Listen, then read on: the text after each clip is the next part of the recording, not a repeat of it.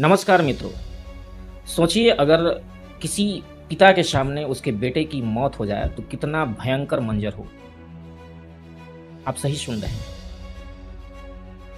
ये खबर है नोएडा सेक्टर 150 की, जहां एक बेटा जो है अपने बाप से फ़ोन करके कहता रहा, मुझे बचा लो, मैं मरना नहीं चाहता।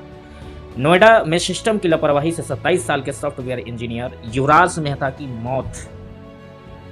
गहरे पानी में डूब गई थी कार। युवराज मेहता अपने मोबाइल फोन के टर्च को जलाकर उन्हें बचाए जाने की गुहार लगाते रहे और सामने खड़े उनके पिता मजबूर होकर उन्हें देख रहे थे। पिता की आंखों के सामने ही उनका बेटा डूब गया और उसकी जान चली गई। नोएडा में सरकार और अफसरों की लापरवाही से 27 साल के एक सॉफ्टवेयर इंजीनियर युवराज मेहता की जान चली गई। युवराज मेहता गुरुग्राम अपने दफ्तर से नोएडा स्थित अपने घर लौट रहे थे। तभी शुक्रवार देर रात उनकी कार सेक्टर 150 के नाले की रेलिंग को तोड़ती हुई पानी में भरे गहरे गड्ढे में गिर गई। बताया जा रहा है कि एक मॉल का बेसमेंट बनाने के लिए यहां 70 फीट गहरा गड्ढा खोदा गया था। जवान बेटे की मौत के बाद परिवार वालों का रो रो कर बुरा हाल है।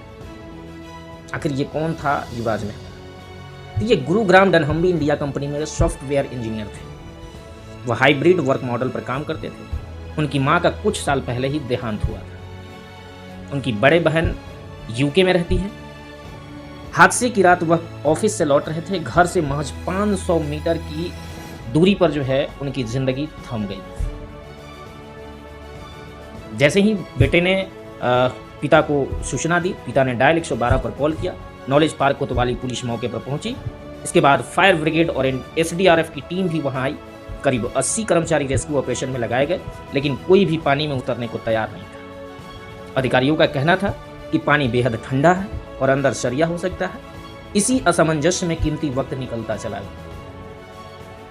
युवराज की आखिरी गुहार चश्मदीदों के मुताबिक युवराज काफी देर तक कार की छत पर खड़ा रहा।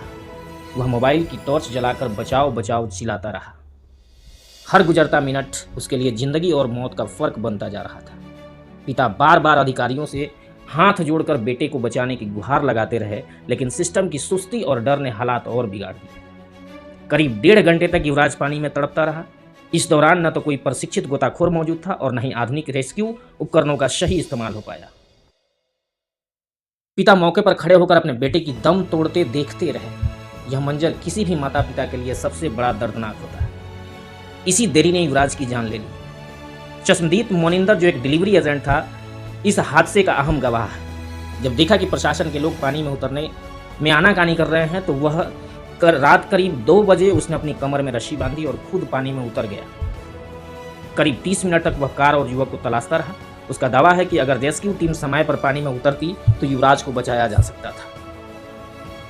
पहले भी उसी जगह हो चुका था हादसा। यह बात और भी हैरान करने वाली है, किसी गड्ढे में पहले भी एक ट्रक गिर चुका था। समय से लोगों ने रस्सी और सीढ़ी की मदद से ड्राइवर की जान बचाई थी। इसके बावजूद न तो बैरिकेड्स लगाए गए और न ही रिफ्लेक्टर। यह साफ तौर पर लापरवाही का मामला है। बार बार चेतावनी के बावजूद प्रशासन ने आंखें मूंदी रखी। लोगों का सवाल है कि हमारी सिस्टम कब सुधरेगी? जब प्रशासन को पता था टी पॉइंट डेंजर है तो वहां रिफ्लेक्टर क्यों नहीं लगाई? टी पॉइंट से कुछ दूरी पर चेतावनी बोर्ड क्यों नहीं लगाई? आखिर कब तक लापरवाही होता रहेगा? ऐसे ही न्यूज़ अपडेट्स के लिए हमारे चैनल से जुड़े रहिए। तब तक के लिए नमस्कार।